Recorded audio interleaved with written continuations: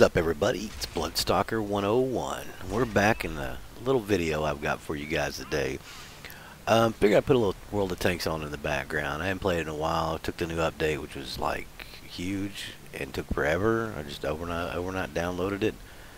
I love Xbox One, but my God, I wish they'd do something about the download size on stuff.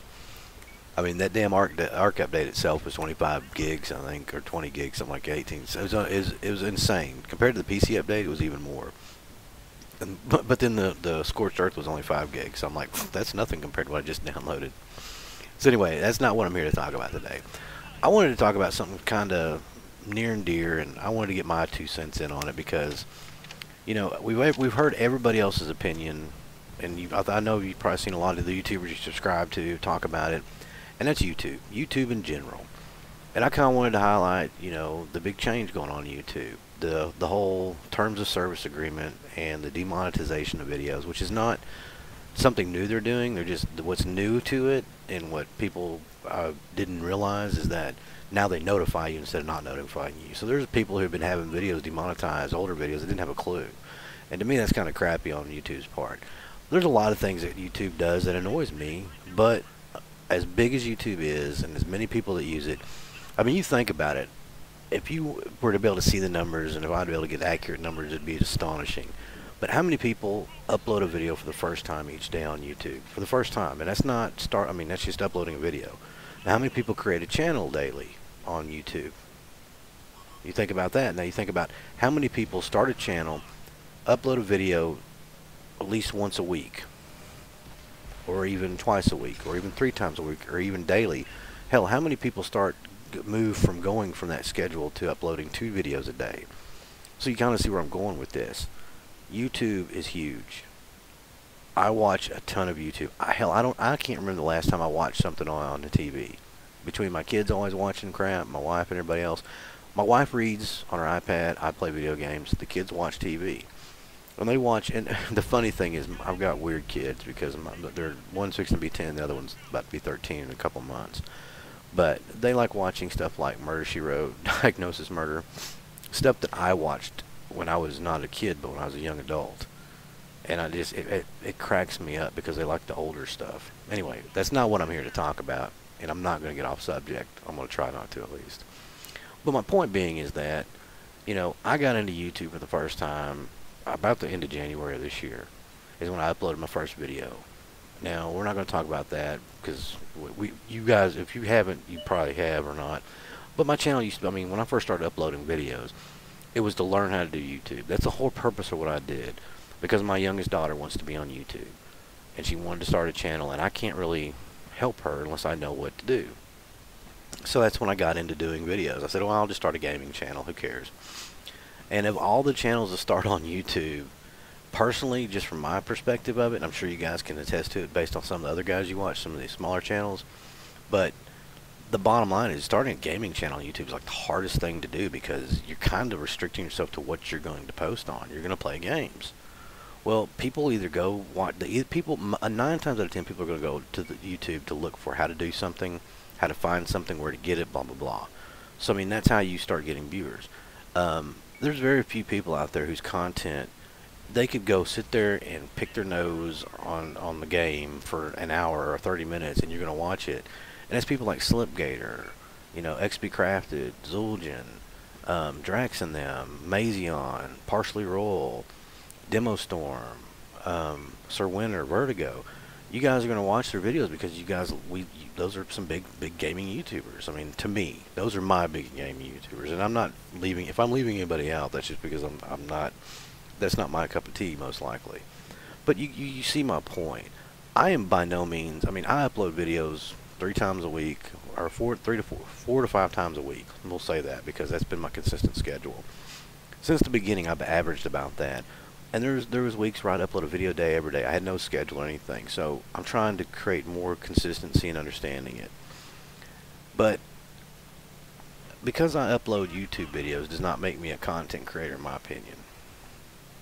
Technically, I am a content creator with YouTube. However, I'm making other people money on YouTube because the music choices I use sometimes are copyrighted or whatnot.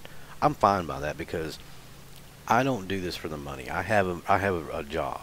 And I'm not saying YouTube's not a real job, because believe me, doing my real job, having my family and everything, and then doing YouTube on the side, it's like a second job because of the amount of time I put into it.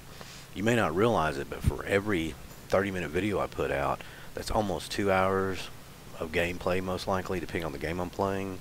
When I do stuff like Tron, or like, you know, even World of Tanks takes some editing, but if I'm playing like Tron or playthrough games like that from Xbox, highlighting them, I can just record 30 minutes of footage, go through, you know, make a clip in the beginning of it. Honestly, if I wanted to do it, I wouldn't even have to do the intro videos, but I love doing the intros to my videos. That is probably the #1 thing that I enjoy doing the most. And you can kind of tell by watching my intros that that's what I like to do, because I make a big to-do about it. You know, I try to find good music that fits the mood of the game, etc. And I will use copyrighted music just to do that, because sometimes it makes a better impact.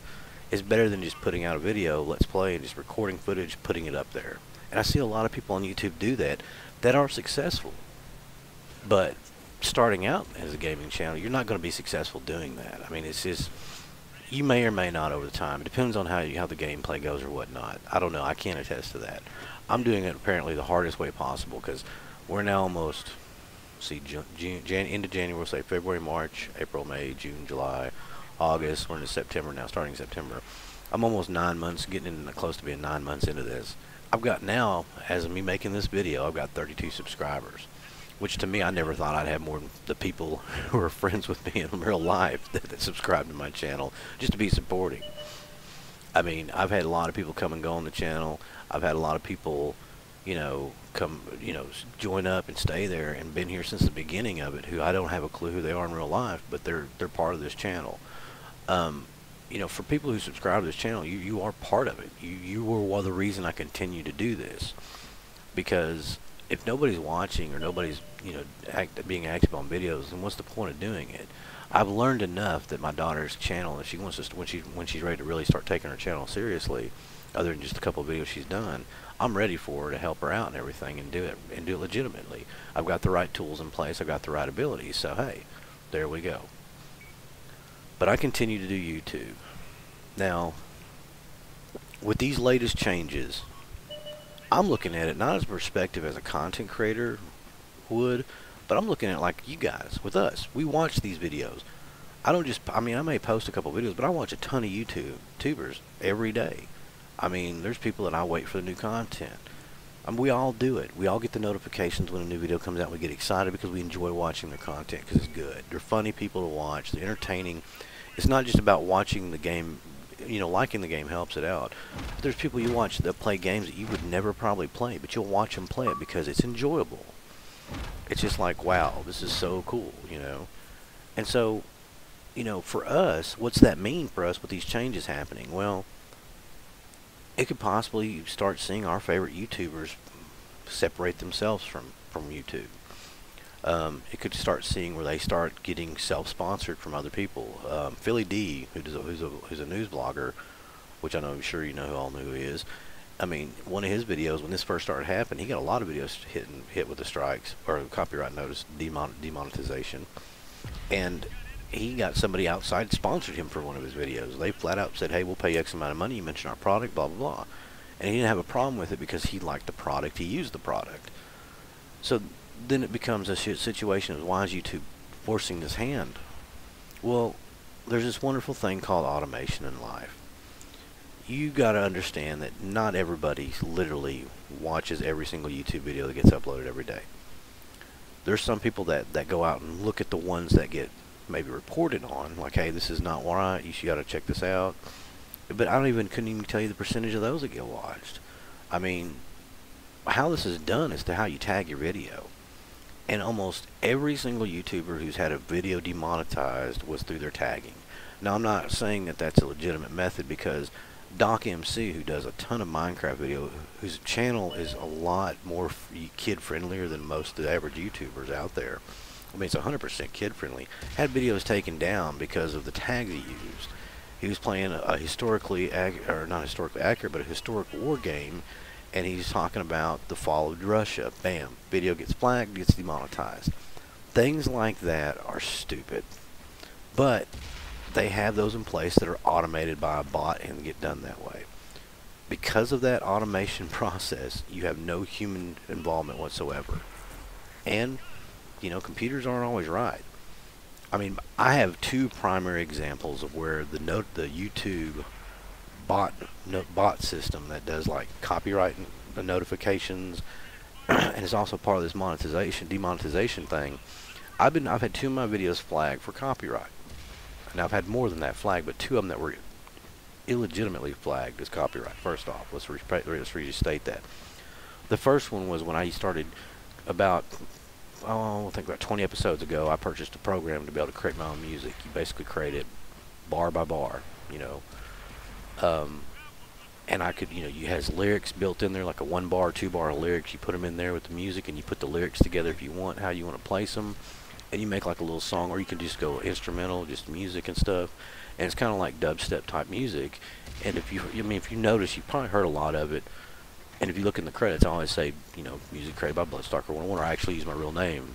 It's a little Easter egg. But the thing is, I got one of my songs that I created through this program, and I purchased a license to be able to use this if I ever choose to monetize it. But I got one of those flagged for copyright. And I was like, whoa, whoa, whoa. Okay, if I didn't just check my copyrights willy-nilly, I mean, it started making me wonder, but what really made me wonder was, once I filed a dispute on that, I got a prompt response within 3 days, because I flat out said, I used this program to make this song. I'm entitled to use this on my videos without having to pay copyright. They can use it on their videos, but they cannot seek restitution from anybody else who uses this music who creates a similar song to it. It's a paid for program. You can't do that. And the person who sold their song that they made through that way I don't know if they followed the right chain, but they can't do it. And that's what happened, was they sold their song to some label or whatever. Hey, help me get noticed or whatnot. And that label started promoting the music and started claiming all their stuff and got put in the library of claiming. But they promptly lifted the copyright. And that was my first experience with filing a dispute on a copyright material. Because I don't monetize, I don't get strikes. I don't get slapped on the hand. I just get, hey, by the way, that's copyright material you're using. If you're okay with it, they're going to monetize and put ads on your ads may appear on your video. I'm fine with that when it's well deserved. Like, I've used Linkin Park, I've used Nine Inch Nails, Mercury and the Architects, who I didn't at the time, the first time I used their song, which when I found it, I was like, wow, how's this free music? And I used it, and then I got a copyright notice. I was like, well, hell, that deserves it, you know. And I actually reached out and sent them one of the videos I did, and they actually started following me on Twitter. And they actually like retweeted the videos and stuff, and I kind of every once in a while let them know when I use their music, and they love it. I'm helping promote them, they're helping promote me in a sense. And how many subscribers I got off of that? I doubt any, but I mean, I did it for them because they deserve it. They're well deserving of it. Now back to this other thing. The other one I got, the second one. Now the second one was mind-boggling. It was on a couple of videos ago, and the song I used is it's part of the free. You can download it off the if you look in the links in my description of my videos, I always post a link to free music, this website that offers free music, and you can search for it by, can I use it for monetization, can I use it for this, or can I use it for this. There's some that allow you to use it on your videos and gives you entitlement to it. There's some that say you can use it and monetize your video. It's just it's open rights music. You can remix it, do whatever you want with it. And I used this one song I've used a couple times before, and this time I got flagged for it. But they flagged it as something that I went and looked up the song they flagged it as, and that's not the same song at all. Now the funny thing about this dispute that I have is on September 12th. What's funny, this is my birthday. I'll turn 40 on that day. On my 40th birthday, they have until to respond to me. Well, the making of this video, I mean, it's September 6th. I haven't heard nothing back. They got 6 days to respond to me. I'm kind of curious, because then this is going to tell how broken the YouTube copyright system is in itself, because they have up to 30 days to respond. So there could be people out there, and the whole time during this 30 days, they're making money off of content I put out. So I could go out there and claim copyright on somebody and make money off their video for 30 days, and then file back and say, oh, you're right, my bad. Now, what happens to that individual who does it that way, I don't know. There are repercussions from YouTube if they are a content provider themselves. Now, a big company like that, what's their punishment for it? They can't post videos on YouTube? Oh, they don't post videos on YouTube. So what kind of disciplinary step is being taken with them. Sorry about that little puff in the mic. But what disciplinary action is being taken against a big company like that who's claiming false copyright? You see my point? So that's where YouTube has a broken system of what it's doing. Now you even take this back even further. This is a little history lesson. Long time ago, YouTube started allowing monetization of videos, and when they did, it was like you had to like give blood type, you had to give like your give up your firstborn child or whatever. You had to go through these extraordinary hoops. You had to been active on YouTube and posting content for at least a year, posting X amount of videos. You had to have this many subscribers. You had to be like well established and well known in order to do that. Now some of these YouTubers that are getting demonetized now are part of that original group, DocMC, people like that. What happened though in around late decade, late to early, I'm stuttling all over these words. 2009, 2010 or so, something changed. Early 2011 or 12, they changed that policy where anybody can seek monetization as long as you meet these basic criteria.